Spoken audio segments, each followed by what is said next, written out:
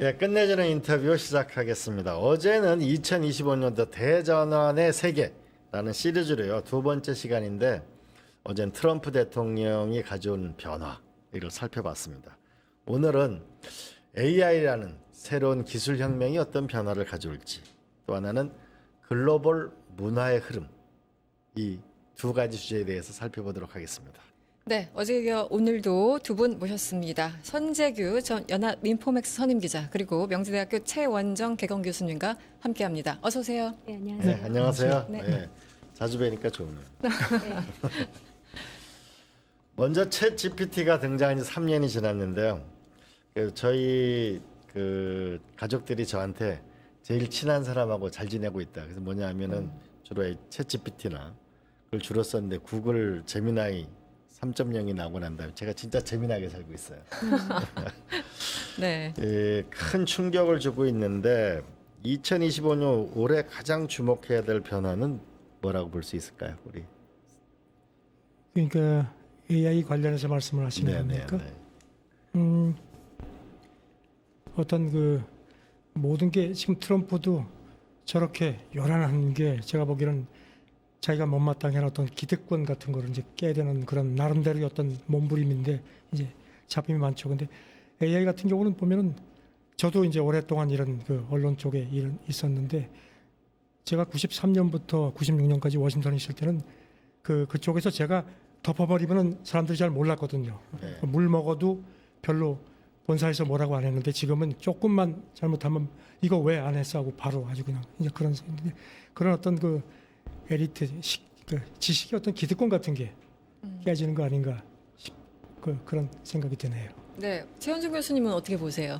네, 뭐 저는 조금 현실적인 얘기를 좀 드리자면은 AI가 이제 2022년에 챗GPT가 처음 나왔을 때 저희가 정말 와우 했잖아요. 이제 생성형 AI라고 하는데 이 변화에 대해서 사실 올해 초에 CES에서 그 젠슨 왕 엔비디아 이제 장이 그 진화의 방향에 대해서 키노트 스피치를 한 게 있어요. 네. 그래서 올해는 에이전틱 AI의 시대가 오고 있다. 그러니까 생성형 AI에서 에이전트 AI 시대로, 그리고 미래에 이제 피지컬 AI 시대가 올 것이다. 네. 라고 이야기를 했는데 네. 올해는 확실히 그 에이전틱 AI가 도래하고 있는 것을 저희가 체감할 수 있습니다. 그래서 아까 진행자분께서도 제미나이와 굉장히 재미나게 살고 있다고 말씀하셨는데 네. 저도 그 에이전트 AI를 적극적으로 쓰면서 굉장히 그 놀라운 경험도 많이 하고 재미나게 살고 있는데요. 그러니까 에이전트 AI의 특징을 크게 세 가지 정도로 좀 설명을 드리자면 이미 많이 아시겠지만 그래도 혹시 모르시는 분들을 위해서 간단하게 설명을 드리자면 일단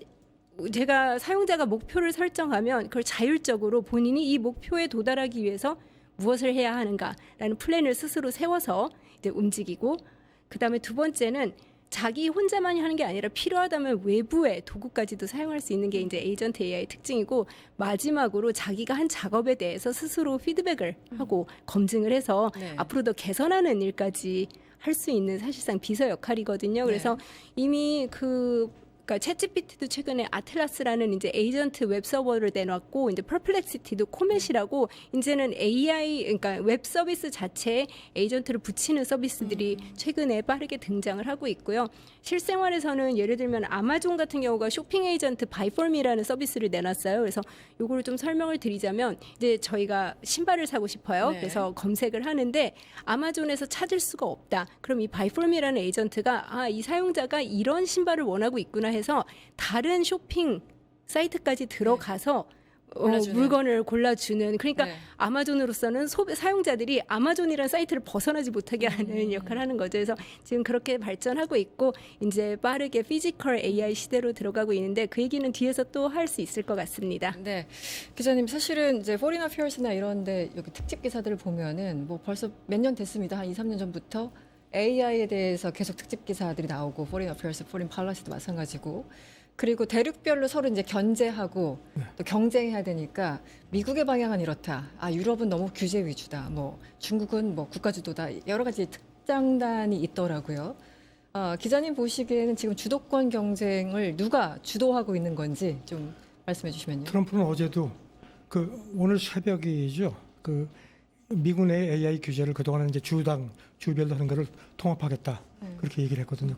사실 뭐 통합한다는 게 그 규제 완화 쪽이죠. 그런 건데 일단 아까도 말씀드렸지만 그 AI가 나옴으로 인해서 어떤 그런 그 기득권이 네. 이제 깨지는 그런 여러 가지 조짐들이 나타나고 있는데 그래서 그런지 그 지금 이제 기술적인 면에서 보면은 AI는 이제 미국 뭐 앞서 있죠. 네. 그리고 뭐 중국도 바짝 따라가지만 이제 조금 어떤 그 기술적인 격차가 아직도 있는 상태고요. 그래서 지금 이제 그러면은 미국하고 중국처럼 우리도 AI 기술을 막 따라가야 하느냐? 그 뭐 뱁새가 황새 따라가다 뭐 가랭이 씌어진다는 얘기도 나와서 그런지 네. 그 라가르드 22 총재가 한 3주 전인가 그런 얘기를 했는데 그게 눈에 들어왔습니다. 우리가 많이 처졌다. 그리고 특히 유럽은 뭔가 어떤 그런 그 윤리적인 측면 규제 얘기를 많이 하다가 이제 보니까 이거 지금 규제고 뭐고 네. 잘못하면 다 죽게 생겼다는 거거든요. 네. 그래서 이거 라가르드 총재 얘기가 이제 우리가 솔직히 중국하고 미국에 대해서는 우리가 기술적으로 따라갈 수 없는 거다. 인정하자. 그 대신 기술은 있으니까 활용하는 부분 그걸 우리가 하고 표준화 쪽을 뭐냐면 유럽연합 27개국 회원국이 있으니까 네네. 우리가 빨리 그거를 해서 하자 이런 얘기를 했거든요. 그래서 이제 그런 그 우리가 스마트폰 지금 다 쓰고 있지만 저도 지금 스마트폰이 어떤 원리인지 모르거든요. 그냥 쓰는데 잘 쓰는 얼마나 잘 쓰느냐 그 차이니까요. 네. 그렇듯이 AI도 기술은 있고 그 기술을 활용하는 부분에 대해서 그래서 특히 이제 우리도 제 생각에는 이제 이 정부도 AI 허브 얘기를 하는데 우리가 지금 뭐 기술적으로 뭘 한다는 게 사실 굉장히 쉽지 않을 겁니다. 그래서 어떤 그런 AI를 활용한 그래서 이제 유통 쪽 같은데 근데 이제 마침 또 쿠팡 사태가 터져서 말이죠. 네. 그래서 뭐 그것 때문에 지금 뭐 여러 가지 얘기들이 나오는데 그래서 제가 좀 일천해서 그런지 모르지만 제가 볼 때는 확실한 쿠팡 해결책이 있거든요. 있습니까? 네, 저는 있다고 생각합니다. 어떤? 그러니까 제 얘기가 아니고요. 네. 구글이 2017년인가 그 AI 협업 그 학습이라는 기술을 개발한 게 있습니다. 구글이 그런데- AI 협업 학습. 예. 예. 근데 이제 그게 이제 이거죠. 그러니까 이제 저도 사실 그거 굉장히 어려웠습니다. 지금 아마존, 월마트 이런 데가 다 지금 AI 직거래를 한다고 하죠. 그런데 거기 가입하시려면 아시죠? 동의 클릭 네네. 해가지고 몽땅 다 줘야 되죠. 그리고 그거 읽어볼 수도 없죠. 그냥 무조건 안 그러면 들어갈 수가 없으니까. 그래서 네. 들어갔는데 이번 사태처럼 이런 게 터졌죠. 근데 어떻게 합니까? 그걸 쿠팡 안 하면은 뭐 새벽에 배송도 못 받고 할 수 없는 거죠.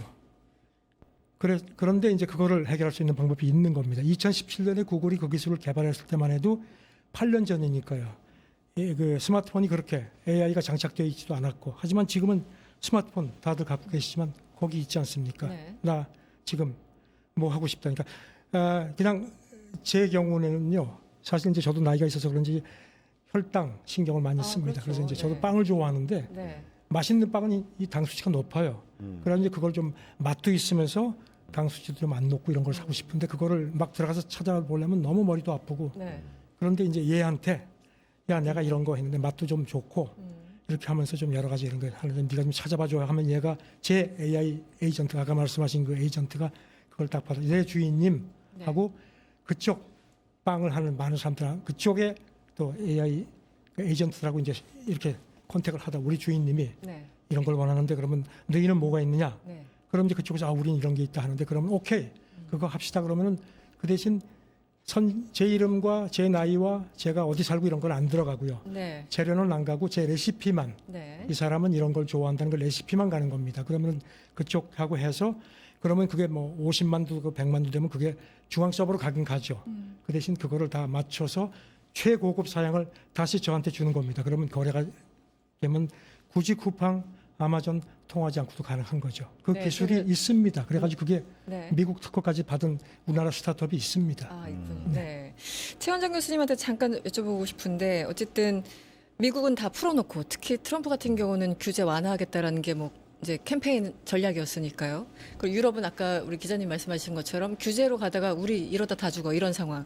일단 중국에 좀 한정해서 여쭤보면 중국은 아예 국가 주도를 하지 않습니까? 네. 어저께 이제 말씀하신 것처럼 미국은 변호사들의 세계라면 여기는 엔지니어들의 세계인데 어느 정도로 지금 퍼붓고 있습니까? 네. 그 이제 미국 같은 경우 본원적인 기술 측면에서는 확실히 앞서 있죠. 네. 그리고 그쪽에 엄청난 투자금이 들어가고 있는데 중국은 거기에 이제 정부가 이제 민간이랑 합세해가지고 사실 발전시키고 있고 그리고 저희가 이제 올해 이제 뉴스들을 좀 살펴보자면 1월에 네. 그 AI의 스푸트니크 아. 사건이다라고 말해지는 그 이제 딥시크가 그랬었죠. 나왔어요. 네네. 그 아까 말씀드린 것처럼 그 딥시크가 굉장히 놀라움을 준 것은 그 전 정부에서 미국에서 계속 이제 칩에 그 유출을 막으려고 이제 문을 꽁꽁 닫아놨는데도 불구하고 그리고 심지어 지금 이제 풀어줬습니다만 H800이라는 굉장히 좀 저사양 엔비디아 칩만을 가지고 네네. 이제 중국 측 주장입니다. 이거는 또 알 그랬죠. 수는 네. 없죠. 근데 네. 어쨌든 그 저사양 칩만으로도 딥시크를 훨씬 적은 비용으로 개발했다는 거에서 이제 쇼크를 줬고요. 그렇죠. 근데 이제 네. 미국 같은 경우 그런 어떤 본원적인 기술 쪽에서 앞서가고 있다면 중국은 그거를 이제 활용하는 쪽에서 훨씬 그 투자를 더 쏟아붓고 있고요. 그리고 방금 이제 선 기자님께서도 굉장히 중요한 포인트를 짚어주셨는데 지금은 이제 추세 자체가 누가 더 그거를 잘 활용할 수 있느냐라는 네. 측면에 이제 좀 초점이 가 있고 제가 아까 처음에 이제 피지컬 AI로 간다라고 말씀드렸는데 피지컬 AI라는 게 결국 이제 로보틱 그러니까 이게 AI가 지금 텍스트랑 컨텐츠를 만들어내고 하는 게 실제로 이제 물리적 환경으로 나오는 거거든요. 네. 그랬을 때 중국 같은 경우 사실은 굉장한 장점이 있죠. 왜냐하면 제조업 기반이 있으니까. 그리고 이제 중국을 물어보셨지만 저는 오늘 한국 얘기도 예, 꼭 네. 언급을 드리고 싶은 좋죠. 게 네. 예, 한국도 이 부분에서는 그러니까 AI의 근본적인 기술 자체에서는 그러니까 저희가 이제는 너무 그 투자금이 많이 들어가기 때문에 쫓아가기 어려울 수 있지만 한국도 그 데이터가 있습니다. 네. 어떤 측면의 데이터가 있냐면 제조업 기술이 기반들이 있어요. 우리나라가 조선이라든지 반도체 이런 쪽에 이제 생태계가 튼튼하게 갖춰져 있고 그리고 이런 조선 뭐 방산 이제 뭐 반도체라든지 이런 것들이 이제 발전하려면 금형이라든지 이제 그런 생태계들이 하부 기술들이 같이 들어가줘야 되는 거잖아요. 근데 피지컬 AI가 가능하기 위해서는 이런 제조 기술의 데이터가 사실 필요합니다. 그렇군요. 그게 그러니까 충족되지 않고서는 실제로 피지컬 AI가 제대로 구현되기 어려운데 그런 측면에서 한국도 굉장한 강점을 가지고 있다라고 설명을 드리고 싶고 네. 그리고 이제 미국과 중국도 굉장히 강점이 있지만 미국과 중국의 어떤 대립 구조 속에서 오히려 한국의 그쪽에서 오히려 이제 경쟁력을 경쟁을 좀 할 가질 수 수 있다? 있는 공간이 생겼기 때문에 지금 한국이 피지컬 AI로 변화하는 과정에서 좀 주도권을 가지고 갈 수 있는 기회가 열렸다라고 그렇게 보고 싶습니다. 네. 그러면 데이터 얘기가 나왔으니까 우리 최 교수님한테 여쭤보고 싶은 게 결국 미국이 그 의료 부분에서 AI가 성장하게 된 게 그 2016년도에 21세기 치유법이라고 해서 의료 데이터를 API를 열은 거거든요. 그거를 보고 결국은 수많은 스타트업이 6배 이상 늘어난 거거든요. 네. 왜냐하면 어떻게 보면은 전기밥솥이 GPU 이런 거라 보면 전기를 줘야 되고 하나는 쌀이라는 게 데이터라면 데이터를 줘야 되는데 유럽이 망한 게 데이터를 안 준 거거든요. 그러면 우리나라도 결국 의료 관련 데이터, 교육 관련 데이터, 제조업 관련 데이터를 안 주면 중국은 무한정으로 쓸 수 있고 미국도. 근데 한국은 그 데이터를 못 쓰면 결국 스타트업이 안 생길 텐데 쌀을 안 주면 밥을 못 해 먹잖아요. 그거 어떻게 풀어야 되죠? 어려운 질문. 어려운 질문인데요. 굉장히 좋은 비유를 해주셨는데 진짜 밥솥 있고 쌀이 필요하고 그리고 저희가 전기가 필요한데 이런 부분에 있어서 그 어떻게 보면은 중국도 전력, 데이터 이런 칩, 그러니까 밥솥과 쌀과 전기를 갖추고 있고 네, 네. 한국은 그런 부분에서 어떻게 풀어야 되느냐. 제가 이 부분은 어떻게 대답을 해야 될지 모르겠습니다. 알겠어요. 네. 원고 외의 질문이니까 넘어가도록 하겠습니다. 어쨌든 네. 이 데이터 문제를 풀어서 전체 API를 풀면 교육, 의료, 제조 모든 부분에 이거를 풀어야만 스타트업이 생기고 우리 AI 시대에 밥을 지을 수가 있다. 이걸 넘어가겠습니다. 우리 선재기 선생님. 아까 그 말씀은 그 쿠팡 얘기는 재미있게 들었는데요. 그런데 이렇게 되면 어떻게 해요? 그 챗GPT 같은 데서 아예 쇼핑을 물어봐가지고 걔가 다 찾아가지고 쇼핑을 하면 우리 네이버 같은 데는 어떻게 되는 거예요? 네이버도 지금 자기들이 AI 직거래를 하고 있다고 하고 뭐 아마존도 그렇고 하는데 그거는 엄격한 의미에서 그게 아니죠. 예. 왜냐하면 모든 정보 예를 들어 제가 그런 그 빵을 사고 싶다고 하면 네이버는 그 제가 그 제 에이전트한테 얘기를 하면 직거래를 해서 저쪽에서 하고 저쪽이 어느 건 걸 제가 알게 되는데 네이버는 그 정보를 저한테 주질 않죠. 자기들이 주고 있고 이 사람의 취향이 이런 거구나 해서 알고리즘으로 계속 물려가지고 계속 제 정보를 알겠습니다. 사용하는 거겠죠. 네. 그러니까 근본적으로 다른 개념이라고 저는 생각합니다. 네. 사실은 AI 지금 서로 경쟁을 하고 있어서 소위 말하는 이제 굉장히 교과서적인 질문입니다만 승자가 되기 위한 조건 그거 알면 우리가 여기 이렇게 있을까 뭐 여러 가지 생각도 듭니다만 그래도 각자 전문가들마다 조금 포인트 그 팩터가 좀 다른 것 같습니다. 교수님 보시기엔 어떻습니까? 저는 승자가 되기 위한 조건이라고 했을 때 이게 어느 측면에서 보느냐에 따라 달라질 것 같아요. 그래서 지금 네. 이제 뭐 오픈 AI와 이제 구글이 이제 강력하게 경쟁하고 있고 네. 지금 사실 구글이 빠르게 추격을 하면서 그렇죠. 이제 오픈 AI가 아직은 이제 선두 주자였기 때문에 여전히 이제 시장 점유율이나 이런 부분에서는 1위 자리를 차지하고 있지만 지금 속도가 굉장히 빠르게 올라오고 있거든요. 그러다 보니까 이제 샘 알트만 오픈 AI 이제 사장이 이제 그 코드 레드를 발동을 하기도 네, 했고 적색 경보를 지금 네. 네. 근데 또 다른 측면에서 보면은 저는 요거 조금 시장 주식 시장을 좀 들여다 보면 네네. 지금 이런 그 변화 동인들을 좀 살펴볼 수 있을 것 같은데요. 네. 그 현재까지는 AI라는 스토리만 있으면 돈이 이제 몰리는 시대였는데 앞으로는 점점 옥석가리기가 되고 있다. 그러니까 아까 이제 밥솥이랑 쌀이랑 이런 네네. 비유를 해주셨는데 저도 요거를 금 캐러 가는 거에 좀 비유를 하자면 현재까지는 금이 나온다라고 해서 곡괭이랑 삽을 만드는 회사들이 이제 거기 이제 돈을 네네. 벌고 있었고, 근데 아직은 금이 아직 나오지 않았어요. 정확하게는. 네. 그러니까 이제는 그 AI 용량을 생성하기 위해서 공장을 짓는데 거기서 이제 그 성장이 나오고 있었다면 네네. 이제는 그 누가 정말로 이 확산을 그 네. AI로부터 나오는 혜택을 누가 확산을 시킬 것이냐 이런 데 좀 초점이 맞춰지고 있고 이 투자로 실제 누가 돈을 벌 것이냐에 관심이 모아지고 있다고 할 수 있습니다. 그래서 좀 재밌는 게 이게 주식 투자를 좀 공격적으로 하시는 분들이라면 아마 그 에드 야든이라고 한 주구장창 15년간 네. 이제 기술주 투자를 해야 되는데 이제 대표적인 강세론자예요. 근데 얘가 최근에 네. 그 마그니피선 세븐이라고 하죠. 그 이제 그 우리 뭐 메타라든지 일곱 가지, 네. 7개 기업 여기 투자를 좀 축소하고 이제는 AI를 통해서 실제로 돈을 버는 그러니까 AI를 써서 비용을 절감하고 이거를 통해서 실적으로 실제로 보여줄 수 있는 기업들의 투자를 조금 늘려야 되지 않겠냐라고 이야기를 했는데 네. 그런 변화들이 지금 나타나고 있고 실제로 AI를 통해서 누가 돈을 벌 수 있느냐에 그러니까 그 부분이 승패를 가를 것이라고 보고 있고요. 아까 제가 이제 한국 사례 말씀드렸던 것처럼 한국은 제조업 데이터를 어떻게 활용해서 이거를 우리가 그러니까 승자가 될 수 있는가를 네. 좀 고민을 해보면 좋을 것 같습니다. 네. 네. 이젠 조금 다른 접근을 해보겠는데요. 아까 우리 성 교수님께서 결국 우리가 서비스를 해야 된다. 그래야 결국 우리가 원천 기술보다는 거기서 미래가 있다라고 말씀하셨는데 기술보다 활용이 관건이라면 우리가 앞서 나가는 부분에서의 넷플릭스 애니메이션, 뭐 K-팝, 데몬 헌터스 이런 거 보면 우리의 문화라는 컨텐츠 자체가 세계적인 선풍을 일으키고 있는데 이런 면에서 그 한류의 위상 이런 거와 이걸 보면 앞으로 어떻게 변화돼 나갈 수 있을까요? 그거 관련해서 뭐 조금 좀 그래서 좀 뭐 황당한 말씀일 수도 있을지 모르지만 그 지금 범용 인공지능 얘기들을 하기 시작하거든요. 네. 그래서 저도 뭐 거지만 다 됐나 보다. 왜냐하면 기술이 워낙 빠르니까요. 그런데 보면은 그 구글 뭐 CEO도 그렇고 그런 그 기술 전문가들 얘기가 쉽지 않다는 거거든요. 예.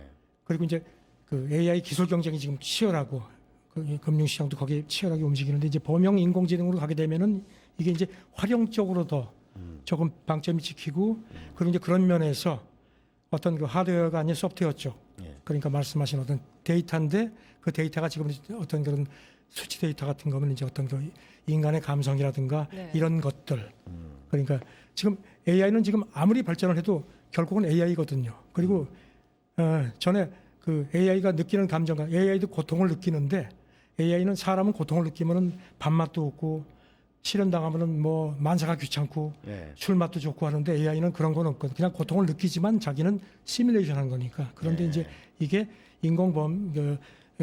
범용 인공지능 단계로 들어가면 이제 그 활용도가 물론 이제 기술은 뒷받침 되겠지만요. 그래서 이제 그런 면에서는 지금 말씀하신 우리의 어떤 그 K컬처라든가 이런 우리가 갖고 있는 어떤 소프트웨어적인 어떤 우리가 막 폭발하는 그런 것들이 큰 데이터로서의 어떤 생각보다 훨씬 큰 힘이 될 수 있지 않느냐 그런 생각을 합니다. 네, 올해 뭐 국제 뉴스를 두루두루 살펴보고 있는데요. 교수님은 어떻게 보세요? 이 사실 이제 캐대헌 이것 때문에 이게 모든 장르에 다 걸리는 것 같아요. 뭐 문화적으로도 그렇고, 뭐 한류도 그렇고, 기술적으로도 그렇고. 이제 또 시즌 2 뭐 한다고 하는데요. 영화 이제 2편 나온다고 하는데 어떻게 보였어요? 이 한류 현상? 네, 올해 정말 네. 그 깜짝 놀랄 만한 소식들이 많았죠. 저는 그 캐대헌도 캐대헌이지만 개인적으로 올해 이제 뉴욕 타임스에서 그 여름쯤에 21세기 가장 최고의 영화를 네. 뽑는 그 서베이가 있었어요. 그래서 그 영화 전문가들, 그러니까 평론가들이라든지 이런 영화 산업에 종사하는 사람들을 대상으로 한 설문이 하나가 한 축으로 있고 또 한 축은 독자들을 대상으로도 2개를 뽑았는데 네. 2개 설문 모두에서 우리나라 영화 기생충이 1위를 했습니다. 양쪽 모두에서. 네, 네. 그리고 아까 네. 이제 캐대헌 말씀하셨는데 올해 추수감사절 퍼레이드에서 그 자코대 우리 호랑이 더피가 이제 인기 있죠. 벌룬으로 나오기도 하고 그래서 네. 굉장히 참 과거 한 20년 전 한국이라고 하면은 이제 외국에 나갔을 때 한국을 얘기하면은 북한, 네, 김정일 맞아요. 이런 네네. 얘기밖에 안 했었거든요. 근데 네네. 정말 격세지감을 느끼고 네. 대단하다고 하는데 저는 그 생각을 합니다. 한류가 지금 이제 정점에 왔다라고 이제 우려를 하시는 분들도 있는데 네. 여기 계신 분들 모두 아실 거예요. 과거 홍콩 문화, 네, 홍콩 영화가 한국에서 굉장히 히트를 치지 않습니까? 그런데 그렇게 오래 가지 않고 어느 순간 갑자기 사라졌어요. 근데 K-팝, 그러니까 한류도 그렇게 되지 않을까라고 우려를 하시는 분들이 있는데 저는 그래서 이 한류가 어떤 인류의 어떤 메시지, 그러니까 인류가 원하는 메시지와 좀 연결이 돼야 되는 부분이 있지 않나 이렇게 생각을 합니다. 그래서 네. 왜 한류가 이렇게 인기가 있나? 기생충이 왜 인기가 있는가? 캐대헌은 왜 인기가 있는가? 그리고 우리 이제 BTS 노래 가사들이 왜 소구력을 갖는가라고 했을 때 저는 그 한류가 인류가 지금 가지고 있는 문제 중에 양극화 네. 굉장히 큰 문제 아닙니까? 네네. 이 부분에 대해서 사람들이 느끼는 그 불안 그리고 분노 이런 부분들을 굉장히 위로해주는 측면이 있다라고 생각을 하거든요. 그래서 이런 메시지들이 이제 어떤 기술적인 변화와 맞물려서 네. 한류가 어떤 인류가 가지고 있는 고민들을 풀어줄 수 있는 인류 보편적인 메시지를 같이 안고 간다면 더 이렇게 시너지를 낼 수 있지 않을까 그렇게 생각을 합니다. 네. 우리 성 기자님은 저 새벽 3시에 그 쿠팡 배송이 아니고 전 세계 월드와이드 뉴스를 정리해서 배송해 주시거든요. 전 세계를 쭉 지켜보시는데 이게 우리가 K-팝 G드래곤이나 뭐 우리 게임이나 웹툰을 기반으로 해서 김 부장 이야기가 그 한국사를 휩쓸고 있는데 이 한국 문화와 이 AI와 이런 것이 우리가 결합되면 앞으로 한국은 어떻게 될까요? 사실 한류가 지금 이렇게 된 여러 가지 원인이 있겠지만 저는 그 중에 가장 큰 원료 중에 하나가 그 서울에 있는 그 대학로에 있는 그 소극장들 얼마 전에 타기한 그 김민기가 뭐 이렇게 만든 그거 보고 지하철 울었어요. 노선 보셨죠? 네, 네. 그다음에 이제 그런 몇몇 롱런 작품들이 있습니다. 물론 브로드웨이만큼 그렇게 거창하진 않지만 작은 극장 여기도 보니까 조그만 예쁜 극장이 있더라고요. 이 작품을 여기서 하면 참 좋겠다 그런 생각도 했는데 네. 그 특정 작품 말씀을 드리긴 좀 그렇지만 당신만이라는 그 부부 얘기가 있는데요. 당신만. 예, 그게 이제 영어 자막, 일본어 자막, 중국어 자막이 있는데 저는 그걸 한 100번 이상 봤습니다. 재밌어서. 근데 제가 몇 가지 좀 특이한 걸 본 게 얼마 전에 그 말레이시아 사람들이 히잡을 쓴 여성들이 한 30명이 와서 그걸 봤는데 그 세 사람이 울더라고요. 거기 보면 이제 노부부가 남편이 평생 속색이고 대개 한국 남자들이 그렇듯이 마지막에 부인이 죽고 했을 때 그런 거를 그냥 약간 좀 코믹하면서 좀 약간 저질 드라마입니다. 뭐 유행가도 나오고 하는데 그걸 보고 울길래 어떻게 저걸 영어 자막을 했더니 그걸 느끼겠다는 거예요. 네. 그래서 이제 이건 이 사람은 그래도 동남아 사람이니까 그랬는데 얼마 전에는 프랑스 여성들이 또 왔었어요. 5명인데 영어 자막으로 봤거든요. 프랑스 사람들이 물론 영어를 하겠지만 그게 똑같이 울더라고요. 그래서 이제 제가 아주 어설픈 불어다가 그랬더니 그 우리 남편도 저렇게 속삭인다는 거예요. 네. 그러니까 이게 어떤 전 세계적인 공통어구나. 네. 그동안에는 사실 우리 작품들이 잘 안 됐던 게 한강 뭐 노벨상도 받았지만 우리 게 좋은 게 많았지만 영어라는 수단이 없어가지고 안 됐었는데 아하. 지금은 AI가 생겨가지고 물론 자막도 있고 하지만 이제 그래서 사람들이 아무리 뭐 인종이 다르고 하더라도 느끼는 건 다 똑같구나. 행복하고 싶고 뭔가 좀 남과 달라지고 싶고 그다음에 멋있어지고 싶고 특히 남자들이 운동해서 복근 키우는 게 제가 진행자한테 보여주고 싶어서 하는 거 아니거든요. 그런 그 원천적인 부분들. 네. 그래서 저는 그런 것들이 한류에 기본으로 깔려 있었는데 그게 드디어 폭발을 한 거다. 네. 그렇게 생각을 합니다. 그래서 쉽게 가라앉지는 않고 다만 이제 물론 이걸 우리가 좀 더 확산시킬 필요는 있겠죠. 그래서 한류는 이제 터졌다. 그래서 그게 이제 그동안은 뭐 이렇게 뭐 뮤직 이런 뭐 영화 이렇게 되는데 이제는 그게 점점 더 커지면서 이제 음식도 왔고 이제 더 커지는 그런 단계 아닌가 싶습니다. 네. 지금 뭐 여러 가지 정서, 사실은 이제 전 세계 모든인들이 언어가 없어도 어떤 표정이나 제스처 이런 걸로 다 공감하고 정서적으로 통하는 부분이 있잖아요. 그래서 같은 포인트에 눈물도 흘리고, 게다가 우리나라가 오랫동안 이제 축축해온 문화의 힘도 있을 테고 또 스토리 라인도 너무 잘 만들고 거기에 기술까지, 그래서 호랑이가 저렇게 예쁠 수 있구나 여기까지 나갔는데요. 어쨌든 2025년 국제 이슈들을 좀 짚어주셨는데, 교수님은 개인적으로 내년에 이거 국제뉴스 이거는 조금 관심 있어, 이거 좀 재밌을 것 같아, 어떤 포인트가 좀 있을까요? 개인적으로라도. 네. 개인적으로는 네. 지금 이제 AI 붐에 힘입어서 네. 올해 주식 시장이 굉장히 이제 화랑을 보였잖아요. 네. 저희가 1년 전으로 시계를 돌렸을 때 굉장히 암울했어요. 그때 국장 그 탈출은 지능순이다라는 얘기도 있었고, 그다음에 한국 이제 산업 경쟁력 떨어졌다. 중국에 다 추격당해서 우리는 이제 뭘 먹고 살아야 하나. 네. 그리고 이제 트럼프 당선 이후에 관세라든지 이런 공격을 받았을 때 무역 의존도가 높은 우리나라는 어떻게 살아야 되나라는 걱정이 많았는데, 지금 1년이 지나고 지금 봤을 때 네. 한류가 이런 식으로 폭발적인 영향을 행사를 하고 있고, 그 다음에 아까 말씀드린 것처럼 여전히 한국은 이제 제조업 생태계를 기반으로 네. 지금 방산, 조선주 너무 잘 나가고 우리나라 주식시장도 사실은 네네. 굉장히 잘 나갔잖아요. 그래서 내년에는 이런 부분들이 어떻게 꽃을 더 피우나? 꽃을 피울 수 있을까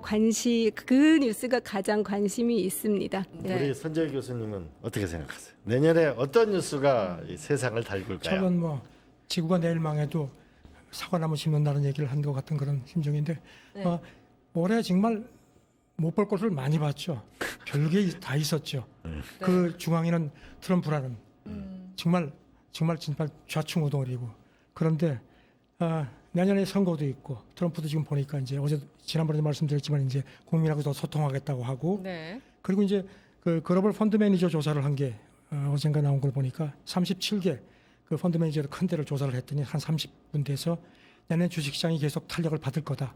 근데 양극화는 더 심각하거든요. 그러니까 네. 돈은 계속 한쪽으로 쏠릴 거고 그런 암울한 상태가 지속이 되겠지만, 일단 트럼프는 모든 걸 거래로 본다는 게 어떻게 보면 트럼프 임기가 한 2년 이상 남았는데, 저는 역으로 그게 오히려 우리 전 세계에 긍정적인 측면이 있을 수도 있겠다. 트럼프는 형님 제가 뭐 보면 뭐 돌격 앞서 해가지고 자기가 뭐 수류탄 터지고 하는 그런 게 아니잖아요. 네. 네. 수류탄 터지면 내가 이걸 하면은 우리 유족한테 얼마가 가지 이런 계산을 하니까 어떤 의미에서 계산은 냉정한 거거든요. 돈이 중심으로. 그래서 트럼프가 네. 그런 걸 가지고선 지금 자기는 8개 전쟁을 끝내겠다고 네, 했고, 네. 실제로 어쨌든지 간에 뭐 막고 있는 것도 있고, 그러니까 항상 어두운 것만은 아니거든요. 네. 근데 이제 그냥 혹시 괜찮으면 한 1분 정도 제가 아이, 트럼프한테 물론 꼭 말씀하시죠. 하고 싶은 말이 있는데요. 네. 트럼프 대통령한테 하고 싶은 말. 뭐 저한테 와서 말씀. 뭐라고는 안 그러겠지만 네.